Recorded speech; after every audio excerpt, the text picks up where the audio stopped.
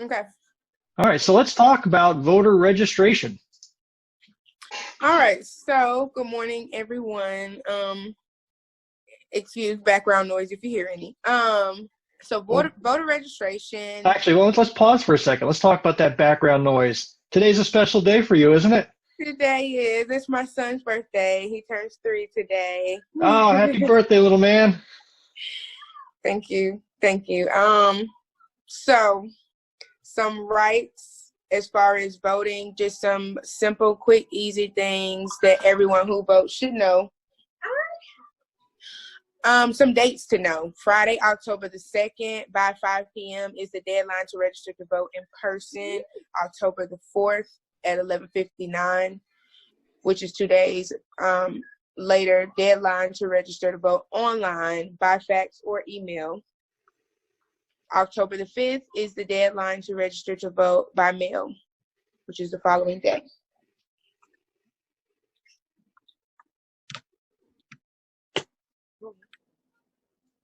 So who can register? You must be a citizen of the United States. You have to be 18 by November 3rd of the election year. Be a resident of South Carolina in the county and the precinct in which you are registering.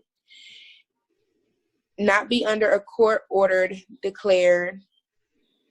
Not be under a court order declaring you mentally incompetent.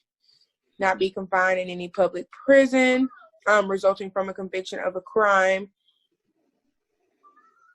having not been convicted of a felony or offense against the election laws.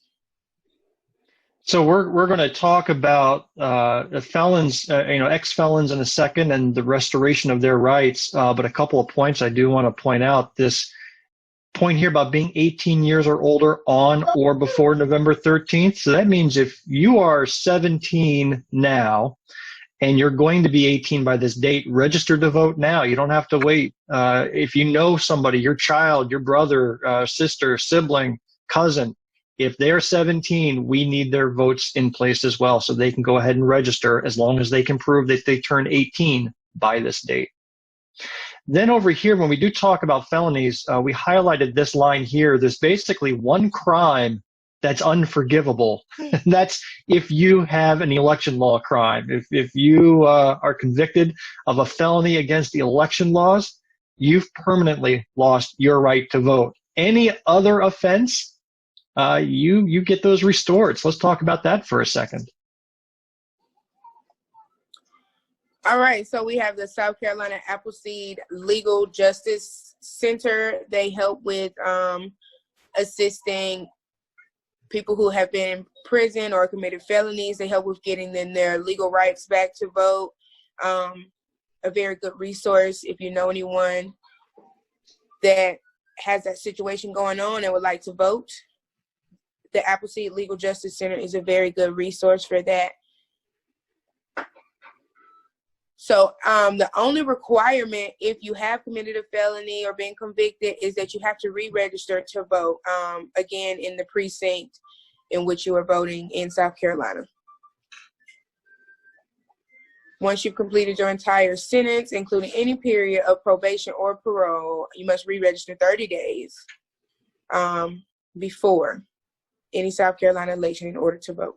Yeah, so it doesn't come back to you automatically. You do have to go back online or fill out the form to re-register, but your right to vote has been reinstated. All right, we're going to take a little video diversion here. I've got a 3-minute video about how you can check right now, well, not right now, but after our meeting, you can go check to see your registration status. Now, if you've participated in the recent primaries, whether in June or February, you're good. Your registration is going to still be valid and you have very little to worry about. But if it's been a while or you've moved and you're not sure if your registration information has updated or you're just curious, you can do so online. So what I'm going to do is share a video.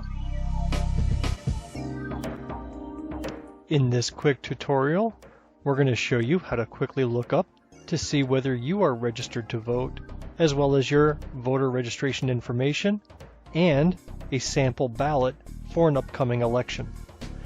The place to start is scvotes.org. It is a great site full of information about voting in the state of South Carolina. We're going to click on Check My Voter Registration. Simply choose the county that you live in. Put in your first name and your last name. Finally, enter in your date of birth. I'm going to fuzz out my date of birth because I don't want to give away too much personal information in this tutorial, but basically you type in your month, day, and year, then hit submit. Your personal voter information then appears with your address where you're registered to vote, your voting precinct, your voting location, as well as the address of that polling place. Then below you see the various voting districts that are matched to the address you're registered to vote at, such as the Congressional District, the State Senate District, the State House District, etc. And if you lived within a city, you would also see what city ward you were registered to vote in as well. If you have any issues with the information you see above, or you have further questions, you can contact the voter registration office at the number that's given below. Then you can look at the sample ballot for an upcoming election by clicking this button here. Now you'd need to choose which political party, in this case because it is a primary and you must vote within a specific party for a primary. So in this case we'll pick one, and then click to see the sample ballot. The first page shows your voting information again that we've already seen, but the second page contains the candidates that are on the ballot when you go to vote on that election. One final note about entering in this form, and I will go back to the beginning here. Your name must match exactly with what they have at the registration office. For example, I go by Bill, not William, in everyday life. And if I had typed in Bill in this form and submitted, I would get a message saying there is no active voter registration found for this name. So it must be an exact match, what you see in your driver's license or what you're registered to vote with. You may need to try variations on your name to find the right one. If you're still not able to find your name registered, well, you might not be registered, so contact your polling office for your county. That's all. Thank you very much.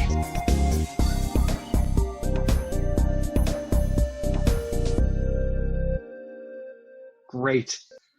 So you can do that online. At the same time, you can call the Greenwood County Elections Office, and I put the number here. We'll make sure that this number is available on our Facebook page, website, etc. So you can call and have your voter registration checked out. So let's shift over and talk about absentee voting. What do we know about absentee voting and our rights there? All right, so absentee voting, who is allowed to vote absentee? You can, well, we'll get to that, but qualified voters may vote absentee in person or by mail. The qualifications include being 65 years of age or older, someone who's physically disabled, someone who is caring for a sick or physically disabled person, a person who, for reasons of employment, will not be able to vote on election day as well.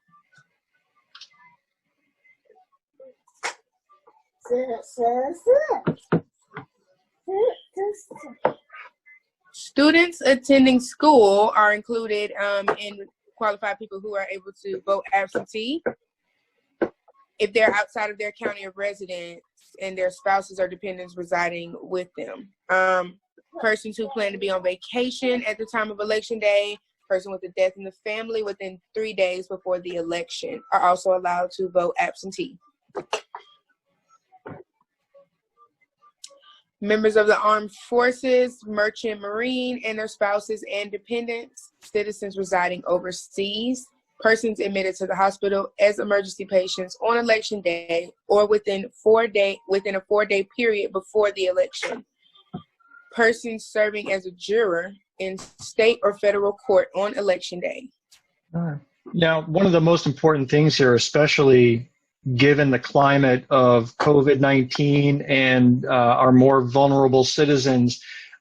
Please take advantage of that fact that if you're 65 or older, please, please, please vote absentee. There is no reason on this earth to go risk being infected by complete strangers who aren't taking care of themselves, aren't wearing masks, etc.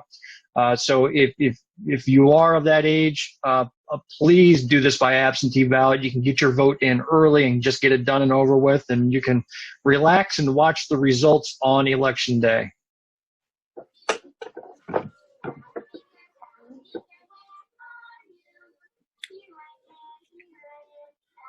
So for the June primary, there was a no excuse absentee voting allowed, which meant that you could pretty much vote absentee without needing an excuse. And Bill, clarify for me, are they or aren't they? Have they decided on doing it this year? Yeah, it is at this moment. That no excuse rule is gone. That was a one-time deal only. So there is some controversy here where even the state commissioner of elections, Marcy Andino, sent a letter to the head lawmakers saying that she was very concerned about what's going to happen in November. Basically, you're going to have an extraordinarily high turnout. The COVID crisis does not seem to be dissipating anytime soon. And then there could be major delays if the legislation doesn't act. So right now, it's up to the legislation to make any type of determination. In fact, back in May, there were some Democratic lawmakers that wanted to address that issue and said, hey, thank you for June. We've got that covered. Now let's talk about the November election. And Democrats, again, being thinking ahead, thinking about the future, said, let's deal with this. But the Republican leaders said no. And since they're in the majority, they got to have their way, and it's been kicked until September. So when legislators resume sessions in September, this will be one of the first things they take up. And let's just hope that it's enough time for them to make a decision and for all of the counties' election offices to be able to react to whatever decision is made. And hopefully that includes expanding absentee voting to all registered voters. Many other states in the country allow it already, so there is no reason why South Carolina should not be able to follow suit. In June, it went well, so I think that was already a good test bed that proved it out. And in my opinion, it should be a no-brainer for November. So LeShae, walk us through the process. How do we get that absentee vote going? All right, so absentee voting, how to. You have two options. Fill out an application to request an absentee ballot. The quickest and easiest way is going to South Carolina Votes, scvotes.gov, going to the tab that says Get My Absentee Application. Or you can call the Greenwood County Elections Office and let them know that you want to get your absentee ballot application. So you would, once you get your application, you'll fill it out to request an absentee ballot. You'll receive the ballot by mail when early voting begins. And give yourself time to do this, because we know that USPS budget cuts means that in the latter part of the year, probably October, November, the mail will be slower. So if you're making plans to vote absentee, don't linger with it. I would go ahead and choose one of my options, whether going online or calling our election office, and go ahead and get that process going, because we know that the mail is going to be slower later this year due to budget cuts of the mail service.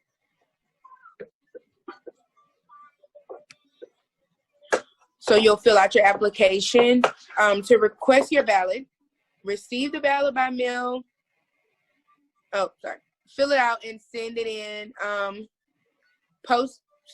We have a new process this year. The postage will be prepaid, so you will not have to buy stamps. Figure out how many stamps you have to put on your mail-in. So it's prepaid this year, which is great. So you don't even have to we worry seem to be inundated all the time with bad news, and I think we need to celebrate when there's good news. So this is absolutely good news. In fact, on my Facebook timeline, I saw somebody post, remember, you have to have 2 stamps to mail in your absentee ballot. And I was thrilled to be able to comment underneath, no, you don't. This year in South Carolina anyway, the postage will be prepaid, so you do not have to put stamps on your ballot when you send it back in.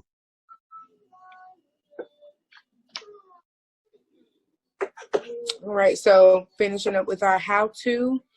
Once you fill out your ballot, you'll send it in. You can track the status of your mail-in votes at scvotes.gov, a very resourceful website for all voting things. You'll go down at the bottom of that list and check your absentee ballot. Yeah, I know there's concern. People have been spreading doubts and trying to make people be wary about voting absentee, and that's nothing more than voter suppression in my mind. But to give you a peace of mind that your ballot was received and counted, you can validate online at scvotes.gov. I did that over June just to test the process out. I voted absentee. I took advantage of that option, and I could go online and see, yep, they got my vote, they registered it, and it let me know that it was counted. So I ask you to do the same. So LeShae, thank you very much. I want to leave everybody with these famous words from President Barack Obama. As he says, it's not enough just to boo. Don't boo. Get out there and vote and make that change happen. So LeShae, thank you very much for your time. Thank you, Bill. You did a great job. Appreciate you being on board with our party. We're better for having you for sure.